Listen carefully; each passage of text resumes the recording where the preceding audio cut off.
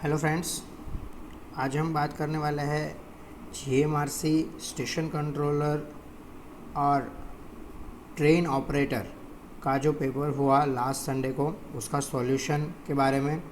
ठीक है, ये जो वीडियो है ये सब लोगों के लिए यूज़फुल है जो पीएसयू का प्रिपरेशन कर रहे हैं, क्योंकि इसमें ऑलमोस्ट इससे रिलेटेड जितने भी पीएसयू क्वेश्चंस हैं, हाँ, जो पूछ सकते हैं हर एक पीएसयू में, वैसे इस क्वेश्चन पूछे थे। इजीस क्वेश्चन है, बेसिक्स क्वेश्चन है, लेकिन जो भी इसी में पीएसयू का प्रिपरेशन कर रहे हैं उन लोगों के लिए ये वीडियो बहुत ही यूज़फुल है। सारे क्वेश्चन जो है सारे इम्पोर्टेंट क्वेश्चन है यहाँ पे। ठीक है, तो सबसे पहले हम जो सॉल्यूशन के बारे में बात करेंगे, टेक्निकल पोर्शन जो है इलेक्ट्रॉनिक्स का उसके बारे में बात करेंगे। तो सबसे पहला जो है, ठीक है, मैं यहाँ पे आंसर भी मार्क करता जाता हूँ ताकि आपको डिटेल में पता चले।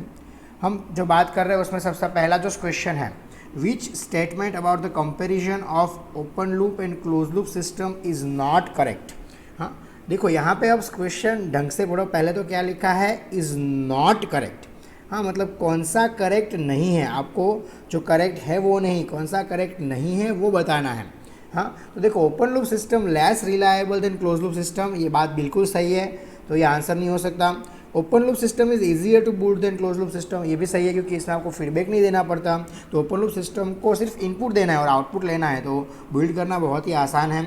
Open loop system is less accurate then the close loop system, ये बात भी बिल्कुल सही है, क्योंकि ओपन लूप सिस्टम की जो एक्यूरेसी है वो डिपेंड्स है, जबकि क्लोज लूप सिस्टम जो है आप जितना चाहो उतना एक्यूरेट बना सकते हो। ठीक है, तो always close loop system are more accurate. यहाँ पे ए जो क्वेश्चन में ऑप्शन सी है, open loop system is less stable than the close loop system, ये बात सही नहीं है। Open loop system is always more stable than the close loop system. Open loop system जो है, आंसर यहाँ पे आएगा सी। ओपन लूप सिस्टम जो है वो ऑलवेज स्टेबल ही होगा। क्लोज लूप सिस्टम जो है उसमें स्टेबल या अनस्टेबल हो सकता है। क्लोज लूप सिस्टम जो है उसमें आप फीडबैक दोगे, उसके ऊपर स्टेबिलिटी डिपेंड है। हाँ, आप पॉजिटिव फीडबैक दोगे तो क्लोज लूप सिस्टम जो है वो आपका अनस्टेबल हो जाएगा, नेगेटिव फीडबैक दोगे तो close loop system highly stable हो जाएगा। हाँ, लेकिन ओपन लूप सिस्टम जो है वो ऑलवेज स्टेबल सिस्टम है, इसलिए ओपन लूप सिस्टम की स्टेबिलिटी क्लोज लूप सिस्टम की स्टेबिलिटी से ज़्यादा है, ऐसा आप कह सकते हो। इसलिए ये स्टेटमेंट जो है करेक्ट नहीं है, इसलिए option C is the correct answer. Next question देखते हैं, क्वेश्चन नंबर 62। अच्छा, ये जो मेरा पास पेपर है ये टाइप सी का पेपर है। ठीक है, जो आपका जीएमआरसी का अगेन मैं रिपीट कर रहा हूँ, जो पेपर हुआ है स्टेशन कंट्रोलर और ट्रेन ऑपरेटर का एससीटीओ का, उसका इलेक्ट्रॉनिक्स का जो पेपर है उसका टेक्निकल पेपर का सॉल्यूशन हम अभी कर रहे हैं। What is the standing wave ratio in 75 ohm antenna load is connected to a network with characteristic impedance of 50 ohm. देखो यहाँ पे आपको दिया है ZL, मतलब antenna load ZL is equal to 75 and Z0 is equal to 50, characteristic impedance 50 दिया है। Standing wave ratio पूछा है, standing wave ratio is equal to directly आपका क्या होता है, ZL बाई Z0 होता है, तो 75 बाई 50, हाँ, SWR is equal to ZL by Z0 होता है। तो बहुत सिंपल क्वेश्चन है, 75 बाई 50 करना है। 75 बाई 50 करोगे तो 25 2 ज़ा 50, 25 3 ज़ा 75, तो 3/2 आएगा। 3/2 का आंसर आप करोगे तो क्या आएगा, 1.5, तो 1.5 is the correct answer. Okay, next question number 63। Thermistor is a transducer with blank temperature coefficient. Thermistor जो है आपको पता है नेगेटिव टेम्परेचर कोएफिशिएंट होता है, एनटीसी होता है। हाँ, दो होता है, एक होता है पीटीसी पॉजिटिव टेम्परेचर कोएफिशिएंट और एक होता है एनटीसी नेगेटिव टेम्परेचर कोएफिशिएंट। तो थर्मिस्टर मतलब आपका टेम्परेचर बढ़ेगा तो रेजिस्टर कम होगा। ठीक है, इसे कहते हैं नेगेटिव टेम्परेचर कोएफिशिएंट, टेम्परेचर का रिवर्स इफेक्ट। हाँ, तो थर्मिस्टर जो होता है उसमें नेगेटिव टेम्परेचर कोएफिशिएंट होता है, so answer is the B. Question number 64। For the measurement of pressure the instrument use can be. हाँ, मेजरमेंट ऑफ प्रेशर के लिए आप मैकेनिकल इंस्ट्रूमेंट भी यूज़ कर सकते हो, इलेक्ट्रॉनिक इंस्ट्रूमेंट भी यूज़ कर सकते हो, इलेक्ट्रोमैकेनिकल इंस्ट्रूमेंट भी यूज़ कर सकते हो, कोई भी इंस्ट्रूमेंट आप यूज़ कर सकते हो। तो यहाँ पे आंसर जो है वो आएगा एनी ऑफ द अबव। हाँ, आप लोग कोई भी इंस्ट्रूमेंट जो है मेजरमेंट ऑफ प्रेशर के लिए इसमें से यूज़ कर सकते हो। ये जो क्वेश्चन है मेजरमेंट का है। ऊपर हमने जो पहला क्वेश्चन देखा है, मैं आपको सब्जेक्ट बता देता हूँ। ये कंट्रोल सिस्टम जो आपका सब्जेक्ट है उसका क्वेश्चन है। ये आपका ट्रांसमिशन लाइन जो इलेक्ट्रोमैग्नेटिक थियोरी में आता है उसका क्वेश्चन है। ये आपका बेसिक ईडीसी का क्वेश्चन है। क्वेश्चन नंबर 64 जो है अगेन आपका मेजरमेंट का क्वेश्चन है। अच्छा, क्वेश्चन नंबर यहाँ पे आपका 65 जो है ये आपका अगेन मेजरमेंट का क्वेश्चन है। Function generator the output waveform of the integrator. जो फंक्शन जनरेटर है वो क्या जनरेट करेगा? स्क्वायर वेव जनरेट करेगा। और उसके बाद आप इंटीग्रेटर दोगे तो output waveform of the integrator जो आपको मिलेगा वो इंटीग्रेटर का आउटपुट आपको मिलेगा ट्रायंगुलर। ठीक है, क्योंकि आप स्क्वायर का इंटीग्रेशन करोगे तो स्क्वायर का इंटीग्रेशन क्या होगा? ट्रायंगुलर वे होगा। हाँ, मतलब आप जैसे करते हो ना कि स्टेप का इंटीग्रेशन करोगे तो रैंप मिलेगा, वैसे स्क्वायर का इंटीग्रेशन करोगे तो आपको ट्रायंगुलर वेव मिलेगा। इसलिए आपका इंटीग्रेटर का जो आउटपुट है वो ट्रायंगुलर वेव होगा। Option A is the correct. अच्छा, क्वेश्चन नंबर 66 के बारे में बात करते हैं। एवालांच ब्रेकडाउन इन द सेमीकंडक्टर और डायोड अकर्स। ब्रेकडाउन कब होता है? एवालांच ब्रेकडाउन की जेनर ब्रेकडाउन होता कहाँ पे है? जेनर डायोड में होता है। हाँ, तो जेनर डायोड में कब ब्रेकडाउन होगा? जब reverse bias exceeds a certain value. हाँ, रिवर्स बायस का वैल्यू एक लिमिट से ज़्यादा हो जाएगा तो आपका ब्रेकडाउन होगा। तो option B is the correct here. Okay, so reverse bias exceed certain value, option B is the correct. Question number 67 के बारे में बात करते हैं। Which of the following is correct about FETs is advantage. FET का सबसे बड़ा advantage क्या है कि एफईटी में माइनॉरिटी कैरियर नहीं होते। FET is the majority carrier device, तो only and only majority carrier है, इसलिए उसका थर्मल स्टेबिलिटी बहुत ही अच्छा है। तो FET is having a better thermal stability. हाँ, so this is the right answer. उसका देखो एफईटी का इनपुट रेजिस्टेंस ज़्यादा होता है तो ये भी गलत है। हाई रेडिएशन प्रोड्यूस एफईटी नहीं करता, एफईटी का साइज़ बहुत स्मॉल है, लाइफ ज़्यादा है, तो तीनों ऑप्शन गलत है। तो थर्मल स्टेबिलिटी वाला ऑप्शन जो है यही सही है। SCR is electronic switch. Next question 68 के बारे में बात करते हैं। SCR is electronic switch with blank moving part. हाँ, SCR में कोई भी मूविंग पार्ट नहीं होता। हाँ, zero moving part, no moving part is there in the SCR। हाँ, ये आपका जो है पावर इलेक्ट्रॉनिक्स का क्वेश्चन है। ठीक है, ये आपका बेसिक इलेक्ट्रॉनिक्स EDC का भी कह सकते हो, पावर इलेक्ट्रॉनिक्स का क्वेश्चन है ये। SCR आपका जो थायरिस्टर है उसके बारे में बात कर रहे हैं जिसमें कोई मूविंग पार्ट नहीं होता। विच of the following component can not be fabricated on the surface of the semiconductor chip. देखो, डायोड, रेजिस्टर, कैपेसिटर आप फैब्रिकेट कर सकते हो। इंडक्टर जो है वो फैब्रिकेट करना मुश्किल है, लेकिन राइट नाउ टेक्नोलॉजीज डेवलप हो रही है जो इंडक्टर को सेमीकंडक्टर चिप पे डेवलप करे। इंडक्टर आपको पता है कोयल है। हाँ, तो एक कोयल जो है उसको सेमीकंडक्टर चिप पे लाना बहुत ही मुश्किल है, लेकिन टेक्नोलॉजीज डेवलप हो रही है जो इंडक्टर को कोयल पे डेवलप करे। लेकिन यहाँ पे आंसर जो है वो आंसर यही आएगा, इंडक्टर। क्वेश्चन नंबर 69 का आंसर आएगा बी। ओके, नेक्स्ट क्वेश्चन के बारे में हम बात करते हैं। Question number 70। What is the use of photo transistor. Photo transistor का यूज़ क्या है? हाँ, फोटो ट्रांजिस्टर आपको पता है कि लाइट कंट्रोल स्विच है। हाँ, तो यहाँ पे ऑप्शन सी आएगा, photo transistor use as a light control. Photo diode, photo transistor के रिलेटेड 2-3 क्वेश्चन यहाँ पे आपको पूछ लिया। हाँ, यहाँ पर बेसिक EDC का इस क्वेश्चन है। Photo transistor use as a light control switch. Next question number 70 का आंसर आएगा सी। क्वेश्चन नंबर 71 के बारे में बात करते हैं। Which measuring instrument is use to check the working of LDR। LDR का मेजरमेंट मतलब वर्किंग करने, LDR जो है मतलब लाइट डिपेंडेंट रेजिस्टर। हाँ, LDR का मतलब लाइट डिपेंडेंट जो रेजिस्टर है उसको आपको मेजर करना है। हाँ, तो उसको मेजर करने के लिए रेजिस्टर है, तो रेजिस्टर मेजर करने के लिए आपको ओम मीटर चाहिए। अगर मल्टीमीटर है तो उससे भी आप मेजर कर सकते हो, लेकिन यहाँ पे ऑप्शन में मल्टीमीटर दिया नहीं है, तो मल्टीमीटर में भी ओम मीटर वाला ऑप्शन ही यूज़ करते हैं। ठीक है, तो यहाँ पे जो आंसर आएगा वो आएगा ओम मीटर। आपको अगर इसका फुल फॉर्म पता है तो भी इसका आंसर पता चल जाएगा। लाइट डिपेंडेंट रेजिस्टर है तो ओम मीटर चाहिए, तो option A is the correct. Now ये जो क्वेश्चन है, यहाँ तक क्वेश्चन जो थे ये EDC का था। अब ये जो क्वेश्चन है आपका सिग्नल्स एंड सिस्टम। हाँ, मैंने आपको पूरा सिलेबस डिटेल में बताया था, सारा उसी सिलेबस में से क्वेश्चन है। If Fourier transform of e⁻⁻ mode x is equal to 2/1 + p²। देखो, इस क्वेश्चन देखने में बहुत टफ लग रहा है लेकिन बहुत ही आसान क्वेश्चन है। Find the Fourier transform of t² e⁻x। अब प्रॉपर्टी का यूज़ करना है। हाँ, मल्टीप्लिकेशन बाय टी प्रॉपर्टी जो है फोरियर ट्रांसफॉर्म की, इसका यूज़ करना है। तो आप t² से मल्टीप्लाई करोगे तो उस साइड i² होगा। हाँ, देखो यहाँ पे एक क्वेश्चन में आपको एक चीज़ मैं बता दूँ, एक्चुअली में इस क्वेश्चन गलत है। कैसे गलत है, यहाँ पे कभी इक्वल टू नहीं लिखते। हाँ, जब ट्रांसफॉर्म होता है एक डोमेन में से दूसरे डोमेन में, तो यहाँ पे बीच में एरो होना चाहिए, इक्वल टू नहीं। हाँ, दो डोमेन कभी इक्वल नहीं होते, दो डोमेन का जो ट्रांसफॉर्मेशन है उसमें बीच में दोनों साइड का एरो होता है, ट्रांसफॉर्मेशन के लिए इक्वल टू साइन नहीं होता। हाँ, तो यहाँ पे वो एरो साइन होना चाहिए था। लेकिन यहाँ इस क्वेश्चन क्योंकि एमसीक्यू पूछा हुआ है, एमसीक्यू में इस क्वेश्चन के ऑप्शन भी सही दिए हुए हैं, तो आप कोई मतलब ऐसे इश्यू रेज नहीं कर सकते। हाँ, तो फोरियर ट्रांसफॉर्म ऐसी छोटी छोटी गलतियाँ आप भी जब आप पेपर लिखते थे तब करते थे। हाँ, तो find the Fourier transform of T square E raise to minus mode X, तो क्या होगा, आई स्क्वायर मतलब आई स्क्वायर आप करोगे तो क्या होगा -1, मतलब -1 से सिर्फ मल्टीप्लाई होगा और कुछ नहीं। हाँ, तो यहाँ पे क्या आंसर आएगा, option D is the correct answer. Again next question जो है ये भी आपका सिग्नल सिस्टम का ही है। Which result is generated by an addition of a step function to a ramp function. हाँ, आपका देखो स्टेप फंक्शन और रैंप फंक्शन को ऐड करोगे तो क्या होगा ये पूछा है। अब आप कोई इस रैंप फंक्शन आपको दिया हुआ है R of T plus U of T करोगे तो प्लस यू ऑफ टी से क्या होगा, आपका रैंप फंक्शन शिफ्ट होगा।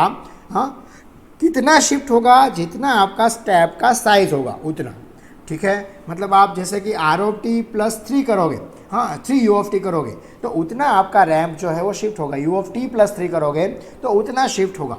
हाँ, तो ये आपका अगेन आपका सिग्नल सिस्टम अच्छा है, तो ये क्वेश्चन बहुत ही इजी है। Ramp function is shifted by amount equal to step. हाँ, option number C is the correct answer.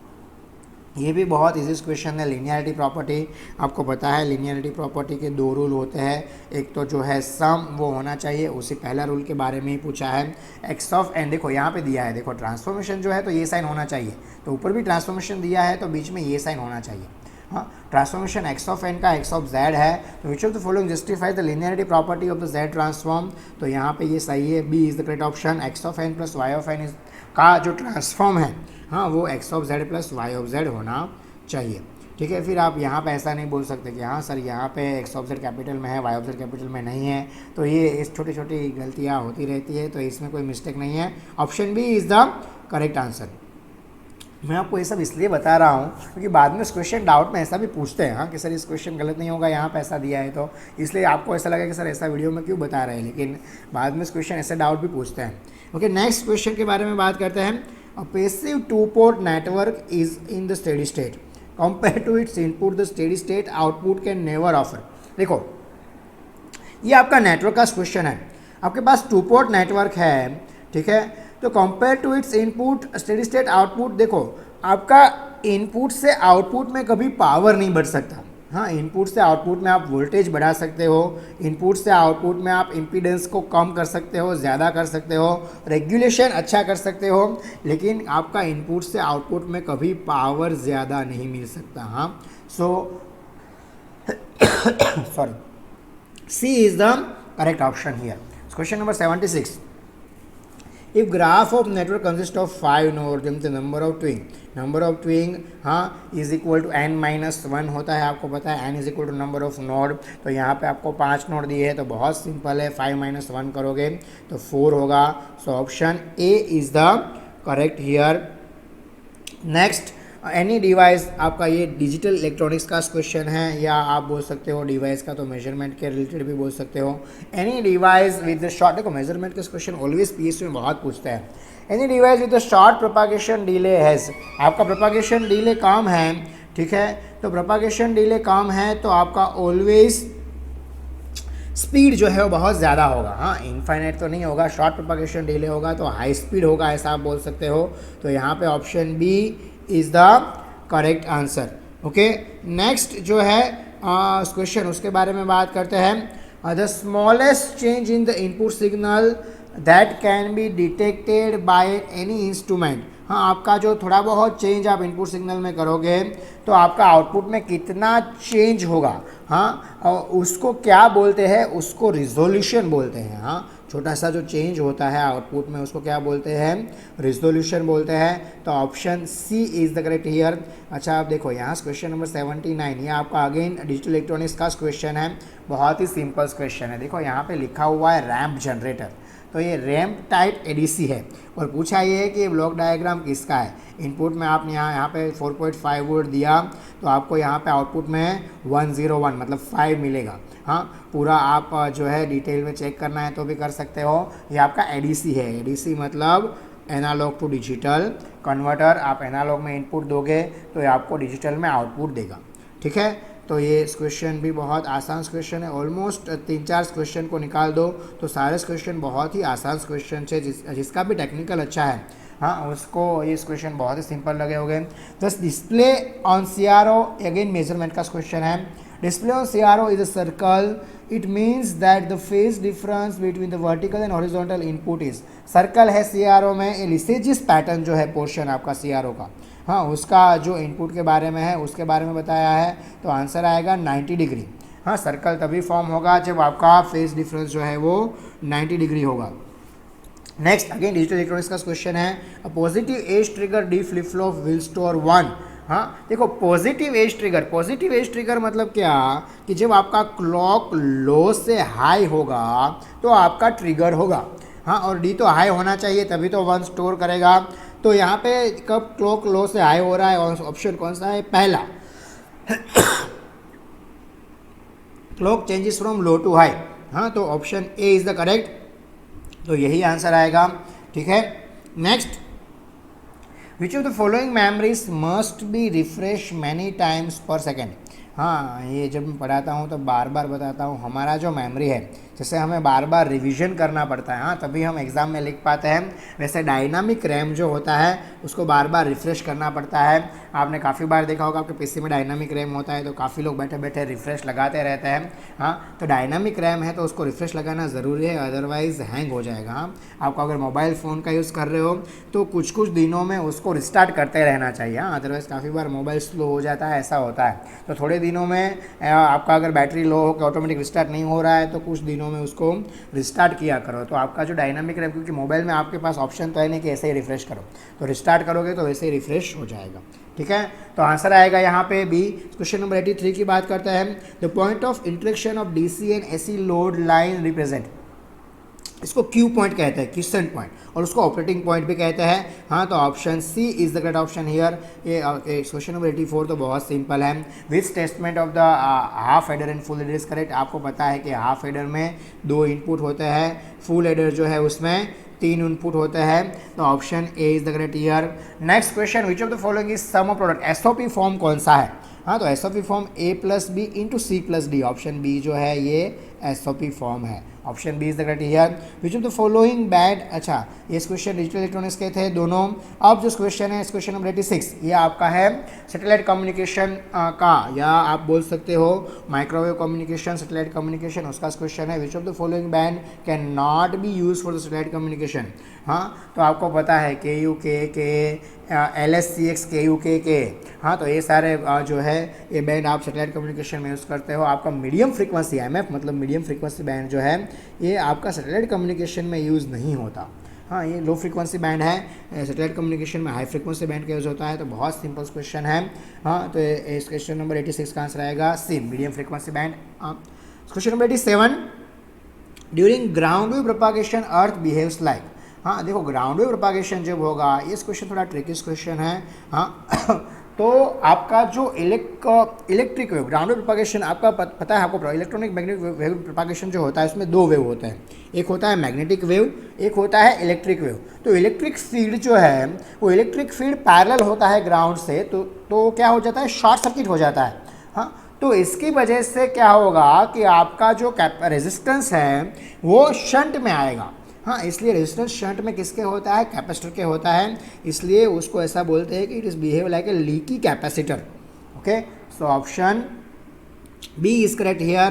Question number 88 की बात करते हैं। Blank is use to detect the optical signal. ये तो बहुत सिंपल क्वेश्चन है। आपका फोटो डायोड जो है, हाँ, इसके होता है पिन डायोड और गन डायोड, माइक्रोवेव डायोड है। जेनर डायोड आपको पता है, आप वोल्टेज रेगुलेशन में यूज़ करते हो। आपका फोटो डायोड जो है वो optical signal detector, optical fibre communication का क्वेश्चन है। ऑलमोस्ट सारे सब्जेक्ट कवर किए हैं। हाँ, ये एग्जामिनर जिसने भी ये पेपर सेट किया है बहुत ही अच्छा किया है। ऑलमोस्ट सारे आपके इसी के जो सब्जेक्ट है उसको कवर करने की कोशिश की है। When two amplifier are cascaded, question भी सिंपल है बहुत, हाँ, the two amplifier are cascaded the overall gain, आप जो दो एम्पलीफायर कास्केड करोगे तो ओवरऑल गेन जो है वो प्रोडक्ट ऑफ टू होगा, हाँ, आपका टोटल क्या होगा, AV1 इज इक्वल टू, आपका टोटल AV क्या होगा, AV1 इंटू AV2, आप दो मल्टीप्लिकेशन करोगे तो, हाँ, आपका वोल्टेज गेन जो दो होगा उसका मल्टीप्लिकेशन होगा। फॉर एग्जांपल हमारे पास दो एम्पलीफायर है जिसका गेन 10, एक का और दूसरे का भी 10 है, तो ओवरऑल गेन जो है वो 100 होगा। हाँ, next question again digital electronics का क्वेश्चन है, how is the JK flip flop made to toggle. आपको पता है बहुत ही सिंपल क्वेश्चन है ये, जब जे और के दोनों इक्वल टू 1 हो गए तो आपका जेके फ्लिप फ्लॉप टॉगल होगा। आपका जो रेस अराउंड कंडीशन का कॉन्सेप्ट है लेवल ट्रिगर जेके फ्लिप फ्लॉप का, कि ये भी इसके ऊपर है। आपका जो टी फ्लिप फ्लॉप बनता है टॉगल फ्लिप फ्लॉप, वो भी इसके ऊपर से बनता है। Option B is the correct here. Okay, question number 91 की बात करते हैं। ये सी लैंग्वेज का इस क्वेश्चन पूछ लिया है। हाँ, ऑलमोस्ट सारे मतलब मैंने बताया आपको कि सारे एरिया कवर करने की कोशिश की है। How many times I value is check. देखो यहाँ पे i लेस देन 3 यहाँ पे दिया है, अंदर i प्लस प्लस मतलब i का इंक्रीमेंट होगा। तो जब तक, एक तो आपको पता है i 0 है तो 0 1 2, हाँ, i लेस देन 3 होगा, 2 लेस देन 3 मतलब 3 आएगा तो ग्रेटर देन हो जाएगा, मतलब इक्वल टू हो जाएगा। इक्वल टू दिया नहीं है तो लूप से बाहर निकल जाएगा, लेकिन वाइल अंदर दिया है लूप के, इसलिए ये लूप है i वैल्यू जो है वो 4 टाइम चेक होगा। यहाँ पे काफ़ी स्टूडेंट गलती करते हैं, जैसे स्टूडेंट ने भी की है। हाँ, यहाँ पे 3 लिखा है। देखो, अगर ये मैं आपको बताता हूँ, ये वाइल लूप जो है ये अगर यहाँ पे आपका ये क्लोज ब्रैकेट जो है, हाँ, इस आपका जो ये मतलब ब्रैकेट है उसके बाहर होता, हाँ, वाइल लूप, तो 3 ही टाइम होता, क्योंकि वो फिर चेक नहीं करता। हाँ, अगर वाइल, क्योंकि वाइल i लेस देन 3 अंदर दिया हुआ है लूप के, तो आपको एक और बार एक्चुअली चेक करेगा ये, हाँ, एक बार और पूरा आपका प्रोग्राम रन होगा, इसलिए I will total 4 time check होगा। So answer is the 4। Okay, option है which of the following is not an electromechanical system. DC motor, stepper motor, transformer, ये सारे इलेक्ट्रिको-मैकेनिकल सिस्टम है। सिंक्रो जो है, सिंक्रोस जो होता है वो इलेक्ट्रोमैग्नेटिक सिस्टम है। हाँ, so option B is the correct here. The electron beam and RF field have continuous instruction in which of the following microwave tube। देखो यहाँ पे जब ऑल ऑफ अबव दिया हो तो आपको परफेक्टली पता होना चाहिए।